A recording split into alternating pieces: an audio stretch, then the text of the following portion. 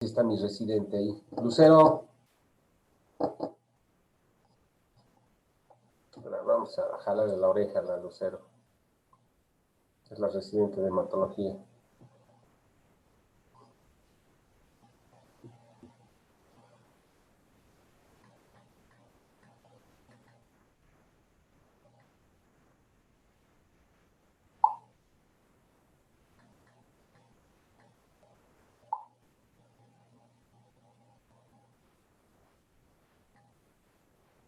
Bueno,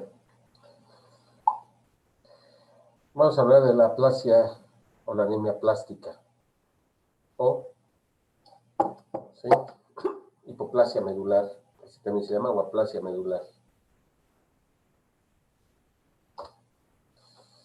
En realidad la aplasia medular no es solamente anemia, sino implica el fallo medular, el síndrome de fallo medular, así se llama. Esta mañana con no sé si está Elizabeth, ¿estás o no estás? Grave. Bueno, ¿cuál es la célula que da origen a las células o elementos formes de sangre periférica? La célula madre pluripotencial hematopoyética, ¿verdad?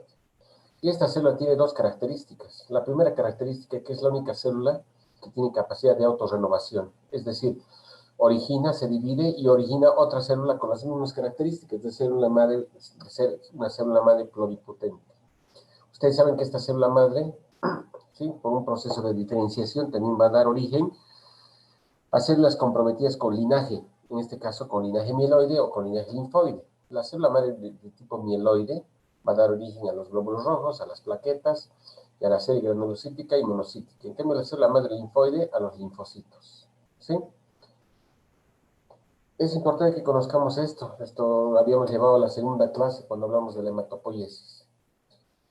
Por lo tanto, ¿sí?, cuando hablamos de aplasia medular o hipoplasia medular, estamos hablando de una enfermedad que afecta a la célula madre pluripotencial hematopoyética, a esta célula, y por ende a toda la descendencia. Por lo tanto, la definición de aplasia medular es la enfermedad caracterizada por una disminución o ausencia de células precursores en la médula ósea, lo que origina un síndrome de falla medular, y lo que en sangre periférica sí causa es una citopenia. Por lo tanto, la aplasia medular se puede manifestar simplemente como anemia regenerativa o como visitopenia, anemia y leucopenia, anemia y trombocitopenia o trombocitopenia y leucopenia, o bien como pancitopenia. ¿Sí? El primer caso ha sido reportado en 1888 por Eldridge y en 1904 se utilizó por primera vez el término de aplasia medular. Muy bien. ¿Cómo se clasifica la aplasia medular? Este síndrome de aplasia medular se clasifica desde el punto de vista de su origen y etiología en dos grandes grupos. En anemia aplástica congénita, donde existe una alteración genética, ¿sí? Y el principal representante de la hipoplasia medular congénita es la anemia de Fanconi, y la aplasia medular adquirida, que es aquel paciente que tiene pancitopenia súbita y que no se sabe la causa inicialmente. De acuerdo a la severidad, la aplasia medular se clasifica en leve, moderada y severa. Y lo que permite, o el término que permite clasificar a la aplasia medular en leve, moderada o severa es el recuento de neutrófilos totales. Se habla de aplasia medular severa cuando los neutrófilos totales son menores a 500 por microlitro, moderada entre 501 y 1000, y leve entre 1000 y 2500. Entonces, la severidad la severidad depende del recuento total de neutrófilos. No es tan frecuente, afortunadamente. La incidencia es 2 casos nuevos por millón de habitantes por año. Entonces, en Cochabamba, cada año va a haber 2 pacientes con aplasia medular. Existen 2 picos de presentación o de incidencia. La mayor incidencia en jóvenes entre 15 y 25 años, es decir, ustedes, o los mayores a 60 años. No existe una predisposición por sexo, puede haber una predisposición similar. ¿Cuáles son las causas que producen aplasia medular? La mayor parte de las aplasias medulares son de tipo idiopático y no se conoce la causa. Cuando se descarta todas esas otras causas que son las que van a originar daño de la stem cell o de la célula madre totopotencial. Radiación ionizante, los sobrevivientes de las bombas atómicas, los sobrevivientes de Chernobyl, o últimamente los sobrevivientes de la exposición a radiación ionizante de Fukushima, no se han muerto inmediatamente, sino después ha habido un daño de esta radiación esterilizando a la célula madre y produciendo obviamente aplasia medular. Hay algunos agentes virales, especialmente el citomegalovirus, el Epstein-Barr, el parvovirus B19, el HIV y en algunos casos los virus de hepatitis A, B y C, sobre todo B y C. Los agentes virales, especialmente citomegalovirus, como hemos dicho, son causantes de aplasia medular. Los insecticidas, derivados del benceno, las sales de oro y obviamente la quimioterapia, ¿verdad? Cualquier agente quimioterápico va a producir mielotoxicidad y aplasia medular. Se ha relacionado también con algunos medicamentos como los AINES, anticonvulsivantes y algunos antibióticos. Todavía muchos utilizamos el clorfenicol. El clorfenicol es muy buen medicamento, sobre todo para anaerobios, para salmonela, para shigella, pero como efecto secundario de tipo idiosincrático estaba relacionado con un síndrome de aplasia o hipoplasia medular. Entonces, cuando nosotros identificamos una de estas causas como daño de la célula madre totopotencial hematopoyética, hablamos de aplasia medular secundaria.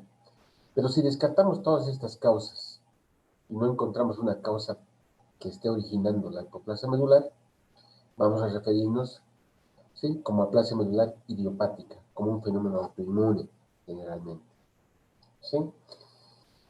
¿Cuál es la fisiopatología? ¿Por qué se produce la hipoplasia medular? Resulta que existe presencia de una clona de linfocitos T, sobre todo de linfocitos T supresores que produce interferones, sobre todo interferón gamma, que ejerce un efecto inhibidor sobre la stem cell, un efecto de autoinmunidad. Por eso dentro del tratamiento está más bien la inmunosupresión, con una globulina antitimocito que va a frenar la proliferación de esa clona de timocitos, es decir, de linfocitos T supresores. ¿Sí? ¿Cuál es el cuadro clínico? ¿Cuál es el cuadro clínico de un síndrome de falla medular? Uno, si hay anemia, síndrome anémico, y el síndrome anémico se caracteriza por astenia, dinamia, palidez, cefalea, pérdida de apetito, taquicardia, claudicación, etc. El síndrome anémico va a depender mucho de la severidad de la anemia para que se manifieste floridamente un síndrome anémico. Como hay trombocitopenia, y es una trombocitopenia grave, hay manifestaciones hemorrágicas, especialmente a nivel de la piel, con petequias y equimosis, puede haber epistaxis, puede haber gingimorragia, y en mujeres en general metrorragias. Todo esto secundario a la trombocitopenia. Son pacientes que están inmunosuprimidos por inmunosupresión adaptativa o primaria, por lo tanto hay una disminución de neutrófilos, y esto origina fiebre por infecciones oportunistas, especialmente gram negativos y Escherichia coli, y en forma secundaria hongos, y eso se manifiesta como fiebre. Entonces el paciente va a tener pancitopenia y fiebre. ¿Qué encontramos al examen físico? Palidez generalizada, petequias, equimosis, ausencia de adenopatías, porque si tenemos adenopatías no es una aplasia medular. El hecho de que haya adenopatías nos está hablando de una infiltración por algunas células. Y la pancitopenia, ¿sí?, que se acompaña de adenopatías o hepatosplenomegalia, nos hace sospechar más, sobre todo, un síndrome de falla medular debido a mieloptisis, es decir, ocupación de espacio por una leucemia, por ejemplo. Pero en una aplasia medular no hay adenopatías, no hay hepatosplenomegalia. ¿Qué es lo que encontramos? Miren, púrpura, ¿sí?, equimosis y petequias en todo el cuerpo, ¿sí?, y una púrpura húmeda, es decir, sangrado a nivel de las encías con púrpura húmeda. En resumen, entonces, ¿cuáles son las causas? Las causas pueden ser hereditarias y adquiridas. Las causas hereditarias, trastornos citogenéticos, anomalías por fragilidad a nivel del DNA. Esto origina una anemia que se llama anemia de Fanconi. Y adquiridas generalmente son primarias o secundarias. Si son primarias, son de tipo autoinmune y no se conoce la causa. Y las secundarias, radioterapia, infecciones virales, medicamentos. Todo esto impacta sobre los precursores hematopoyético, especialmente sobre la célula madre totipotencial hematopoyética en la médula ósea. Y va a dar origen a una disminución en la proporción de tejido hematopoyético con un síndrome de falla medular y citopenias en sangre periférica. ¿Qué vamos a encontrar en el laboratorio? Si hacemos un hemograma, vamos a encontrar citopenias en las 3 líneas, generalmente pancitopenia. ¿Y cómo corroboramos el diagnóstico si hay una pancitopenia? Siempre que hay bicitopenia o pancitopenia, eso es indicación de una biopsia o aspirado medular. Entonces vamos a ir a hacer un aspirado medular y al microscopio vamos a observar que hay una disminución de la celularidad que es inferior al 25%. Acuérdense, la celularidad de la médula ósea debe ser aproximadamente el 50% frente al tejido graso o al tejido adiposo. Cuando hay una celularidad de menos del 25%, realizar un aspirado y sobre todo una biopsia de médula ósea y el patólogo nos dice hay una hipoplasia medular con menos del 25% de tejido hematopoyético, estamos frente a una aplasia medular. Como les había dicho, ¿sí? Lo que permite establecer el diagnóstico y el pronóstico, sobre todo, de la anemia plástica es el recuento de neutrófilos. De todas maneras, existen criterios de laboratorio que se llaman criterios de Bruce-Camita, así se llama, son los criterios, son 4 criterios. Con 3 de esos 4 criterios es el diagnóstico de aplasia medular.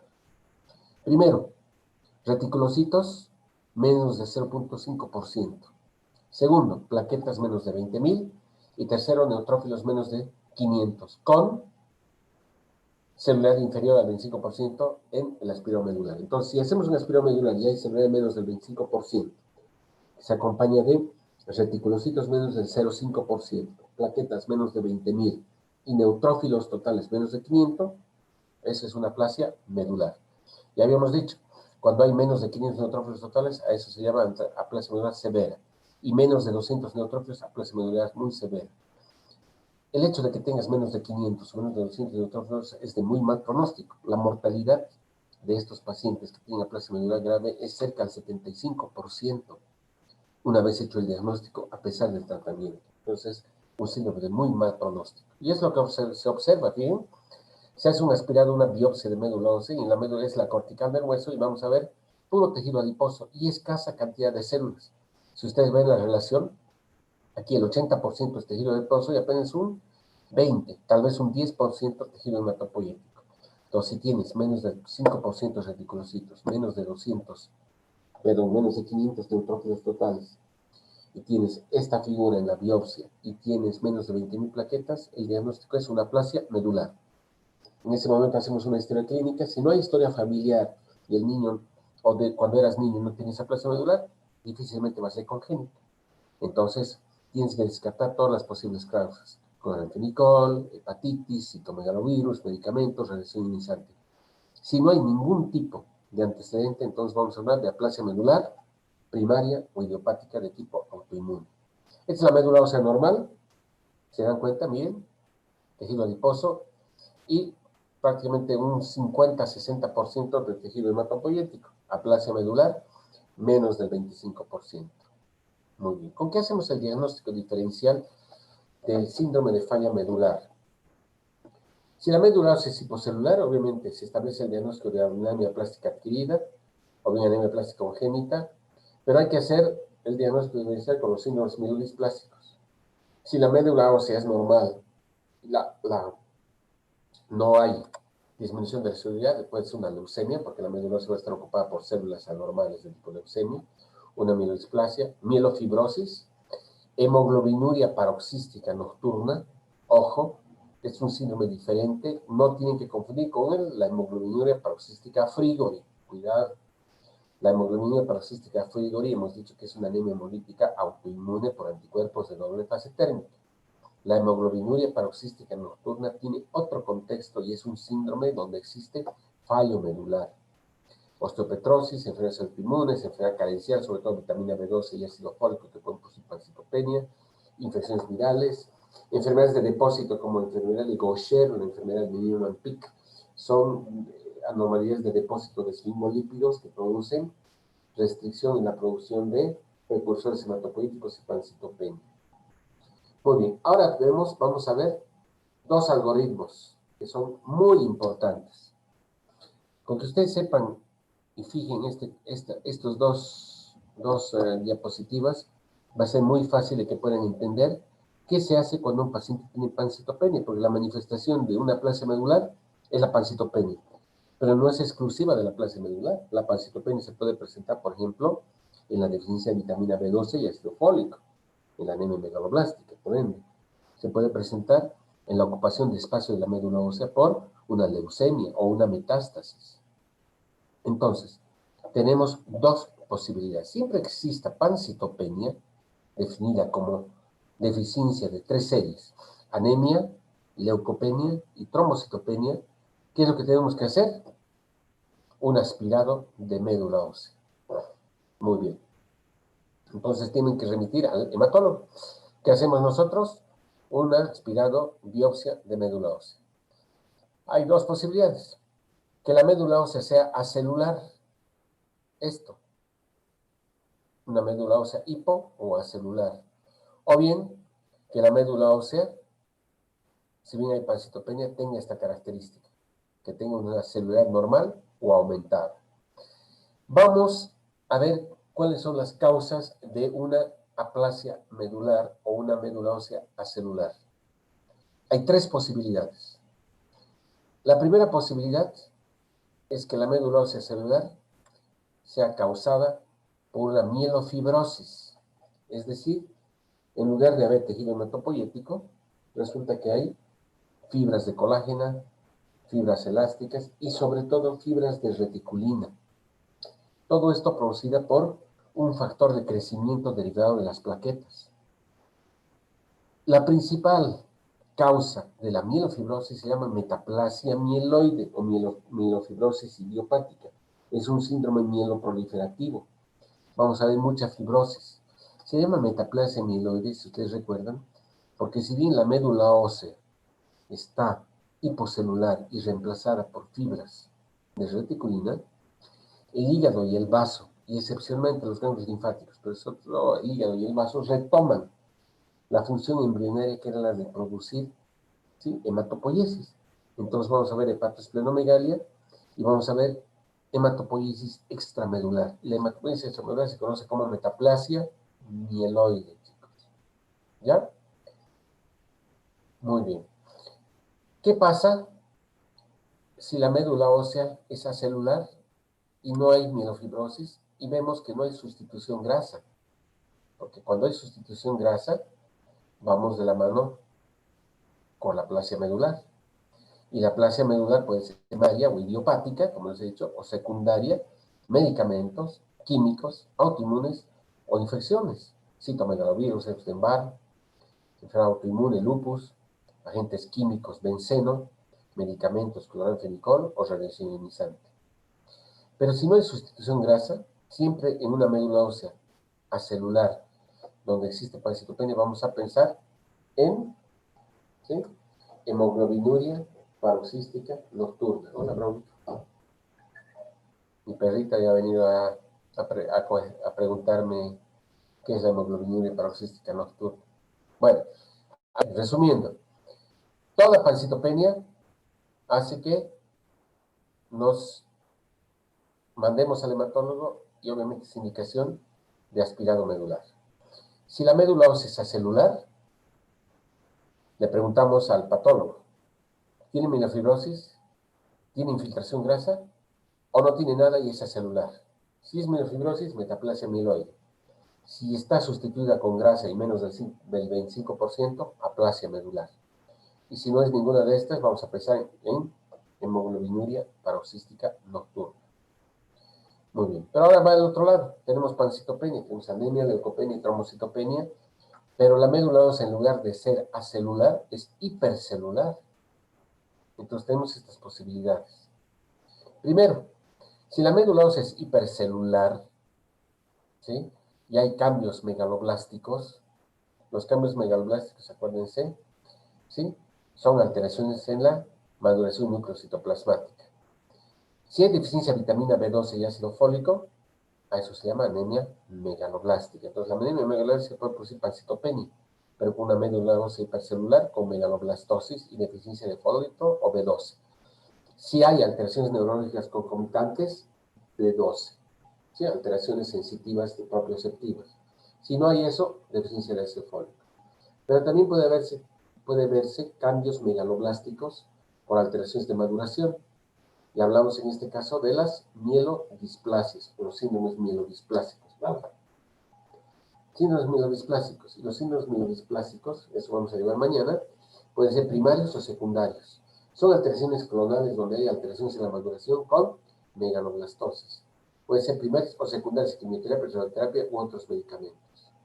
Pero si no hay megaloblastosis, vamos a ver, una posibilidad es que haya células normales, que la médula ósea sea hipercelular, pero no hay alteraciones en la celularidad. Y tenemos dos posibilidades: el hiperesplenismo, que produce pancitopenia por esplenomegalia, o bien fenómenos autoinmunes como el lupus eritematoso, que produce médula ósea hipercelular con celularidad normal, y el problema es periférico y origina pancitopenia. Si en la médula ósea no se ve megaloblastosis y se ven células anormales, tenemos dos posibilidades: que la médula ósea hipercelular esté infiltrada por una leucemia o una neoplasia hematológica. Entonces aquí tenemos leucemias agudas, leucemias crónicas, el mieloma múltiple y la infiltración por linfomas no Hodgkin y enfermedad de Hodgkin. Pero también podemos ver una médula ósea con metástasis o mieloptisis de células de los carcinomas. Y podemos ver carcinomas de pulmón, carcinoma gástrico, mama, colon, vías biliares. Tres son los principales órganos que metastatizan a la médula ósea: mama, próstata y tiroides. Menos frecuentemente pulmón y gastrointestinales. Entonces no se van a olvidar: pancitopenia, aspiromedular. Dos posibilidades: médula ósea acelular o médula ósea hipercelular. Si la médula ósea es acelular, mielofibrosis, aplasia medular, hemoglobina nocturna.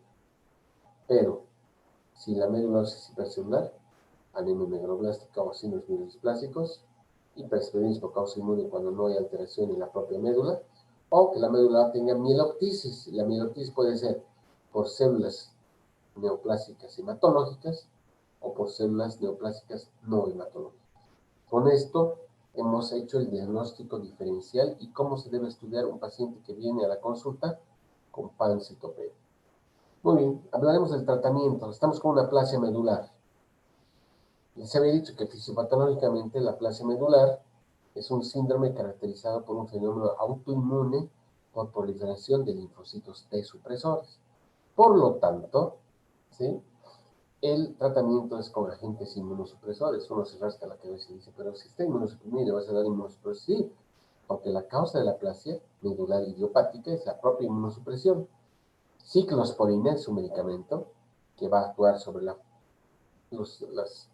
producción de citoquinas inhibidoras. Globulina antitimocito, que puede ser de caballo o de conejo, que es una inmunoglobulina que va a inhibir la proliferación de linfocitos T supresores. O podemos darle ciclofosfamida. Damos andrógenos. ¿Se acuerdan cuando hemos hablado por qué los varones tenemos mayor cantidad de glóbulos blancos y sobre todo hemoglobina? Porque tenemos andrógenos. Antes del advenimiento, por ejemplo, de estos medicamentos, un estimulante de la médula ósea eran los andrógenos. Y dentro de los andrógenos tenemos el danazol. Podemos dar factores estimulantes de colonias de granulocito macrófago que tratan de inducir maduración de la serie granulocítica. Pero el tratamiento curativo, sobre todo en pacientes jóvenes, es el trasplante halogénico de médula ósea. Es decir, reemplazar a la stem cell dañada, ¿sí?, por una stem cell sana, proveída de un donador histoidéntico relacionado o no relacionado. Mientras tanto, como el paciente tiene una trombocitopenia, tenemos que darle terapia transfusional con concentrados de plaquetas, con paquetes globulares. Si tiene infecciones intercurrentes, vamos a darle antibióticos y antivirales, ¿sí? Entonces, lastimosamente, no es la mejor enfermedad. Generalmente, hemos dicho, cuando hay una aplasia medular grave o muy grave, el porcentaje de mortalidad se acerca al 75%, incluso con tratamiento. Muy bien, ahora nos vamos a referir a otra patología muy similar a la aplasia medular, pero con algunas diferencias. Sobre todo, una diferencia que es, como está ahí en amarillo, una anemia hemolítica. Es una anemia hemolítica intracorpuscular, porque el defecto está en el glóbulo rojo, pero es adquirida, no es congénita, porque no se sabe por qué se produce una mutación adquirida en un gen que codifica una proteína que protege al glóbulo rojo de la acción lítica del complemento. ¿Sí? Ya vamos a ver eso. Y se llama hemoglobinuria paroxística nocturna, porque es una anemia hemolítica, por eso intravascular, por eso se produce hemoglobinuria. Y se producen paroxismos en la noche, porque se ha visto que uno de los gatillantes de la crisis hemolítica es la disminución, sobre todo en la noche, del pH, por aumento de la concentración de dióxido de carbono en la noche. La hemoglobina paroxística nocturna, o enfermedad Machiavelli, así se llama, es consecuencia de la expansión de una clona. Es una clona no maligna, pero, ¿sí? Estas clonas de células progenitores tienen un gen adquirido. Este gen es producto de una mutación somática en este gen que se llama gen PIGA. Esta mutación se localiza en el cromosoma X, en la banda 22 del brazo corto, del cromosoma X. Y este gen está implicado en la síntesis de un complejo proteico de la membrana del glóbulo rojo o de la membrana de la stem cell, que se llama glicosilfosfatidilinositol, GPI. Esta proteína es indispensable. ¿Para qué? Para que la membrana y sobre todo el glóbulo rojo, las células que tienen glicosilfosfatidilinositol, puedan protegerse de la acción lítica del complemento plasmático. La mutación del gen PIGA no solamente está en el glóbulo rojo, sino está a nivel de la célula madre. Y eso va a originar variantes de presentación clínica. Una de las variantes es la aplasia medular. Entonces, toda aplasia medular tenemos nosotros que hacer el diagnóstico diferencial con una hemoglobina paroxística nocturna. Es una enfermedad rara, clonal y adquirida. La prevalencia entre 7.8 a 15 es más prevalente que la aplasia medular. La mediana de presentación, 33 años. Y tampoco hay diferencia entre sexos. ¿Por qué se produce la hemoglobina paroxística nocturna? Ya les había dicho, por pérdida, debido a esa mutación, de dos proteínas de anclaje de glicosilfosfatidilinositol. Las dos proteínas son la C55 y C59, la proteína DAF y la proteína MIR. La proteína DAF inhibe la actividad de las enzimas TC3 y C5 convertasas, de manera que la disminución en la expresión de C55 implica un incremento de la fracción C3b del complemento cuando se activa este. Y eso va a producir una acción lítica directa sobre la célula que no tiene la proteína DAF o C55. La proteína MIR C59 evita la incorporación del CD9 al complejo C5b8. Por lo tanto, evita la formación de complejos de ataque de membrana, inhibiendo la fase tardía de escala del complemento. ¿Qué va a pasar si no hay esto? Lo que va a hacer es que se va a activar el complemento y producir una crisis hemolítica en todas las, no solamente en los glóbulos rojos, sino a nivel de la célula madre, y eso va a originar un fenómeno de pancitopenia y síndrome de falla medular. ¿Sí? Por lo tanto, la mutación del gen PIGA es condición necesaria para el desarrollo de hemoglobina paroxística nocturna. Y se necesita que se expanda esa clona, ese grupito de células que tiene esa mutación empieza a proliferar y las células hija tienen herencia, o sea, tienen también deficiencia en glicosilfosfatidilinositol. Y eso al final produce un síndrome de daño medular por represión de la hematopoiesis. ¿Cuál es la clínica de la hemoglobina paroxística nocturna? Es muy variable. Las principales manifestaciones clínicas dependen de tres situaciones. O se presenta como anemia hemolítica, con un síndrome hemolítico, anemia, bilirrubina indirecta aumentada, reticulocitos aumentados, ¿sí? O como insuficiencia medular con pancitopenia, con fiebre, con anemia y con trombocitopenia y sangrado. O, excepcionalmente, en forma rara, se puede presentar con trombosis, no explicable, sobre todo trombosis venosa o arterial, pero trombosis venosa en sitios no frecuentes. ¿Sí? Por ejemplo, una trombosis de vena suprahepática, su síndrome de Buchiari. Cuando tenemos la presentación hemolítica, obviamente se presenta con crisis de hemólisis intravascular. Eso debido a que cualquier situación que active el complemento produce daño de la membrana y hemólisis intravascular, porque acuérdense, C5 y 55 de C59 protegen a la membrana del glóbulo rojo de la acción lítica del complemento activado. La hemoglobina paroxística nocturna generalmente es crónica, pero viene con periodos de exacerbación, ¿sí? O agudización paroxística, con orinas oscuras. Por eso hemoglobinuria, porque es una hemólisis intravascular, ¿sí? Y obviamente se presenta el síndrome anémico. La intensidad de la hemólisis depende del tamaño de la clona, o sea, cuanto más grande la clona, la crisis hemolítica va a ser más intensa, ¿sí? Existen diferentes tipos de células de hemoglobina policística nocturna de ciencia de glicosil, fosfatidina y inositol. Las células tipo 2 y las de tipo 3. Las de tipo 2 tienen deficiencia moderada de glicosil, fosfatidina y inositol. En cambio, las de tipo 3 tienen células totalmente desprovistas de ese anclaje de glicosil, fosfatidina y inositol. ¿Sí? La segunda forma de presentación de hemoglobina policística nocturna es un síndrome de insuficiencia medular, como si fuese una aplasia medular. ¿Sí? Por eso decimos que la hemoglobina policística nocturna y la aplasia medular están frecuentemente relacionadas. Un 20% de los pacientes con aplasia medular presentan un clon de hemoglobina policística nocturna, o sea, un grupo de células que son las responsables de que exista insuficiencia medular o aplasia medular. Por eso, en todo paciente que tiene aplasia medular, debemos siempre descartar la posibilidad de hemoglobina policística nocturna. Cuando hay pancitopenia, aumenta el riesgo de infecciones por neutropenia y de hemorragias por trombocitopenia. La tercera presentación es la trombosis, ¿verdad? Entonces, decimos, se presenta como hemólisis. Estamos hablando de hemoglobina policística nocturna. Se presenta como hipoplasia y síndrome de falla medular o como trombosis. Y cuando se presenta como trombosis, la principal causa de mortalidad y morbilidad. Generalmente la trombosis corresponde al sitio venoso. Son recurrentes y se localizan en sitios poco usuales, por ejemplo, venas suprahepáticas, originando un síndrome que se llama el síndrome de Buchiari, o de las venas esplénicas y cerebrales, mesentéricas, renales o la vena cava inferior. También puede verse aumento de las trombosis arteriales, pero principalmente trombosis venosa. ¿Sí? Por lo tanto, uno de los estados de trombofilia que predisponen el fenómeno trombótico es la hemoglobinuria paroxística nocturna. Y no se conoce la causa. Probablemente son micropartículas circulantes en sangre periférica que activan, ¿sí? O producen desbalance entre factores pro y anticoagulantes. Muchas veces cuando hay fenómeno trombótico y aunque haya trombocitopenia, la decisión es anticoagular, porque el paciente tiene trombosis. Si no anticoagulas, va a tener progresión de la trombosis. El síndrome de Buchiari es la trombosis, que hay un trombo a nivel de las venas suprahepáticas. ¿Cuál es la clínica de hemoglobina paroxística nocturna? Depende de lo que predomine. Si una clona hemolítica, si una clona plástica o si una clona que produzca trombofilia.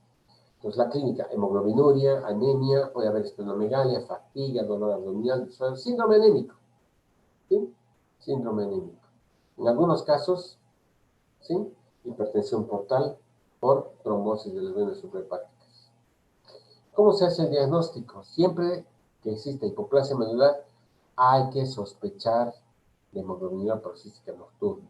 ¿Y cómo se presenta? Como una hemólisis no inmunológica, CUMS negativo, pero que se acompaña de bicitopenia o pancitopenia con tendencia trombótica. ¿Qué laboratorios pedimos? Un hemograma para ver y corroborar las citopenias. Y pruebas de hemólisis, aptoglobina baja, porque es una hemólisis intravascular, reticulosis aumentada, bilirrubina indirecta aumentada. El CUMS directo es negativo, es la característica de las aplasias medulares adquiridas no inmunológicas.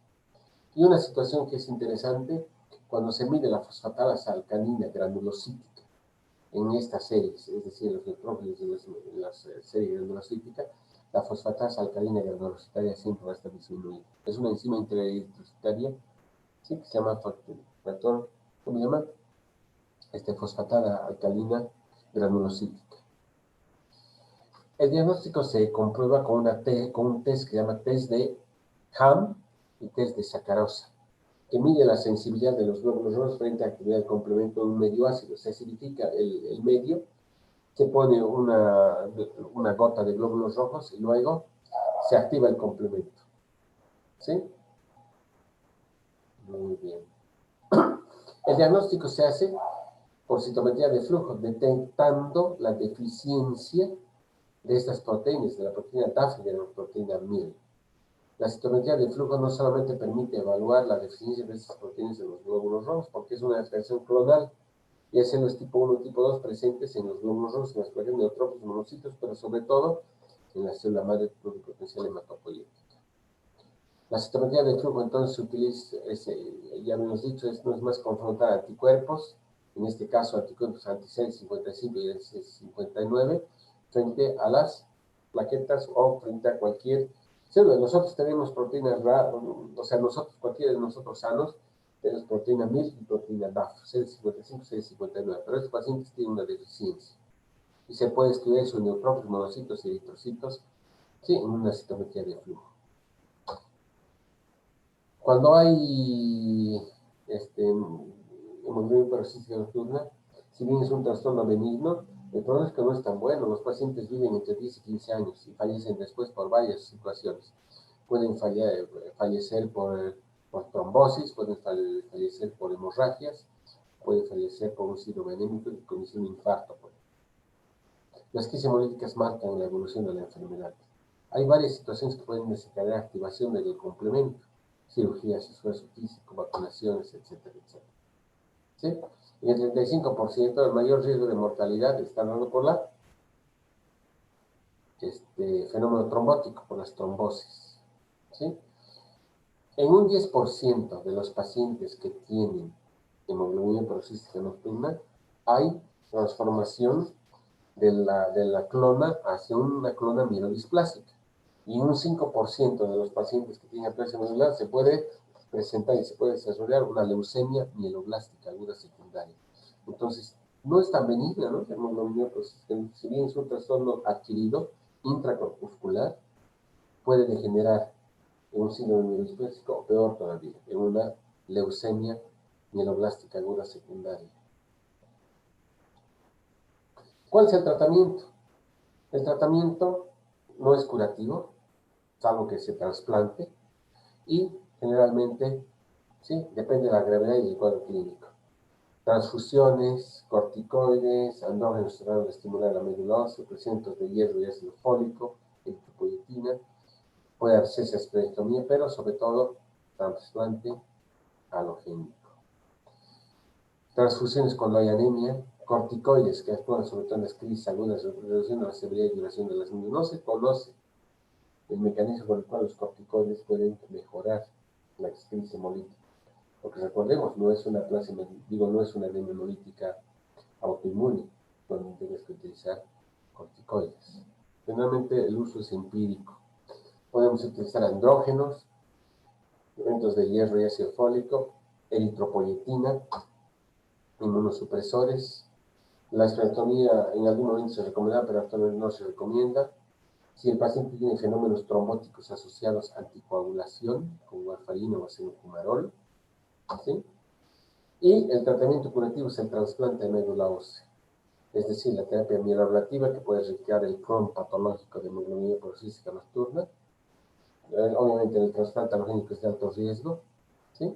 Está indicado en la insuficiencia o aplasia medular, en pacientes con complicaciones mayores, enfermedad tromboembólica recurrente que compromete el pronóstico vital y anemias con requerimiento transfusional importante.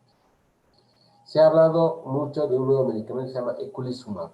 El eculizumab es un anticuerpo monoclonal que actúa específicamente contra la proteína C5, ¿sí? Impidiendo su excesión a C5b, impide la formación de C5b9, ¿no? Por lo tanto, disminuye el riesgo de que al activarse el complemento, ¿sí?, se produzca una crisis hemolítica. La seguridad y eficacia de eculizumab está siendo respaldada con varios ensayos clínicos. Estos son los ensayos clínicos que se han hecho con este medicamento. Muy bien. Entonces, no se olviden, síndrome de falla medular implica o anemia plástica como tal, primaria o secundaria, o congénita, o hemoglobinuria hiperosística nocturna. La diferencia, en la hemoglobinuria hiperosística nocturna hay hipoplasia, médula ósea, pero no está infiltrada y no está rodeada de fibras de reticulina, ¿sí? No está, en el caso de una hemoglobina hiperosística nocturna, se ve que hay deficiencia de proteínas mielidaf que se identifica por citometría de flujo. En el caso de aplasia medular, obviamente, la médula está vacía con menos del 25% de célula de ella. Muy bien, preguntas. ¿Se han dormido?